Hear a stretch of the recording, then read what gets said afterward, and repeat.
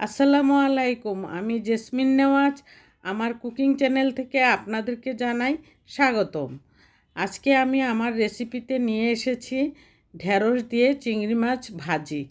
আর এই চিংড়ি মাছ ঢেঁড়স দিয়ে ভাজিটা আমার বাসায় প্রায়ই করা হয়। আর এই ভাজিটা দিয়ে আমার বাচ্চারা অনেক শখ করে খাওয়া দাওয়া করে। আর এই জন্য আমি আজকে ভিডিওতে তুলে ধরেছি।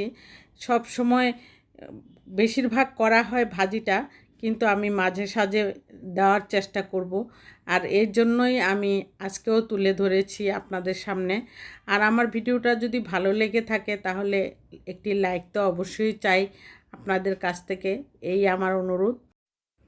তারপর আমি এখানে একটি ফ্রাই প্যান বসিয়ে দিয়েছি।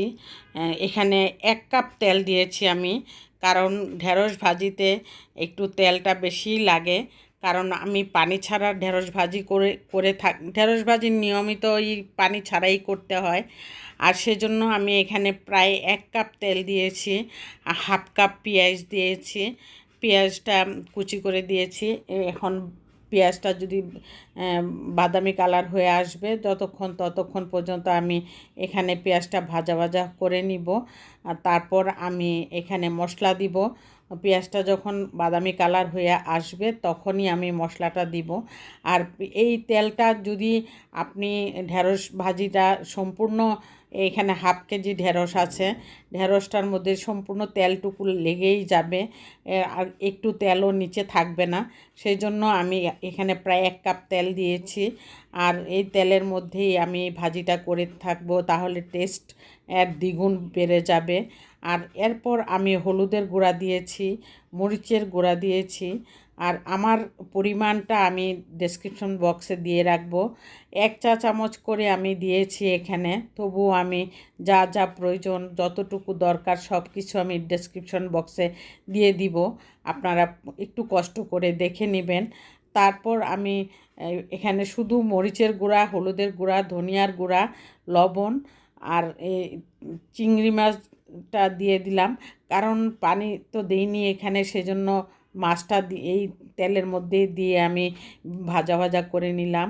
তারপর আমি এখানে ঢেঁড়সগুলি দিয়ে দিলাম। এই তেলের উপরেই আমি 1/2 কেজি ঢেঁড়স রান্না করে থাকবো। আর এই তেলটা দিয়েই আমি ভাজিটা করব, যতক্ষণ পর্যন্ত ভাজির থেকে ভাজিটা একটা লাছা লাছা ভাব থাকে, ওই ভাবটা যতক্ষণ পর্যন্ত না সরে যায় ততক্ষণ পর্যন্ত ভাজতেই থাকতে হবে, আর নাড়াচাড়ার মধ্যেই থাকতে হবে। আর এই ভাজিটা করার সময় কিন্তু ঢাকনা দেওয়া যাবে না, তাহলে সবুজ যে একটা ভাব থাকে এই জিনিসটা নষ্ট হয়ে কালার চেঞ্জ হয়ে যাবে। এর জন্য আমি কোনো সময় ঢেঁড়স ভাজি করার সময় আমি ঢাকনা দিয়ে ঢাকি না। আর যেহেতু বারে বারে নাড়াচাড়ার মধ্যে রাখতে হয়, কারণ এটার মধ্যে তো কোনো পানি দেওয়া হয় না। দেখুন এখনই লাসা লাসা ভাবটা চলে গেছে। আর এই ভাজিটা খেতে কিন্তু অনেক সুস্বাদু হয়ে থাকে, অনেক দারুণ মজা হয়ে থাকে। ভাত দিয়ে খেলে আর কিছুই লাগে না এটা থাকলে। আর এই ঢেঁড়স ভাজিটা কিন্তু এমন হয় যে বেশি সময় লাগে না, 10 থেকে 15 মিনিটের মধ্যেই এই রান্নাটা করা শেষ হয়ে যায়। আর এই রান্নাটা দিয়ে ভাত খেলে ঝোলের তরকারির প্রয়োজন হয় না। আপনাদের প্রয়োজনে ডাল, শেষে একটা ডাল হলেই চলে। আমি আমার হাজব্যান্ডের জন্য হয়তো তরকারি রান্না করি, কিন্তু আমি আমার বাচ্চারা কিন্তু ঢেঁড়স ভাজি থাকলে আর কোনো তরকারি লাগে না ওদের, শেষে দিয়ে অল্প একটু ডাল দিয়ে খেয়ে নেয়। আর এই ঢেঁড়স ভাজিটার তরকারিকেও ঝোলের তরকারিকেও হার মানায়, এতই মজা হয়। আর এইভাবে কে কয়জন খেয়ে থাকেন আপনারা কমেন্টে জানাবেন আমাকে। আর আমার ভিডিওটা কেমন লেগেছে আমাকে কমেন্টে জানালে আমি খুশি হব। আমি কমেন্ট পড়তে অনেক ভালোবাসি। আপনাদের একটা কমেন্ট, একটি লাইক আমার অনেক ভাই বোনদের কাছে আমার ভিডিওটা পৌঁছে যাবে। সেজন্যই আপনাদের কাছে রিকোয়েস্ট করলাম যে আমার ভিডিওটা দেখে হয় একটি লাইক বা শেয়ার করে দিবেন বা সাবস্ক্রাইব করে দিবেন। আর আমার ভিডিওতে কোনো ত্রুটি থাকলে সেটা আমার কমেন্টে জানাবেন। আর আমি চেষ্টা করব আপনাদেরকে আমার মতোই করে রান্নাটা দেখানোর জন্য।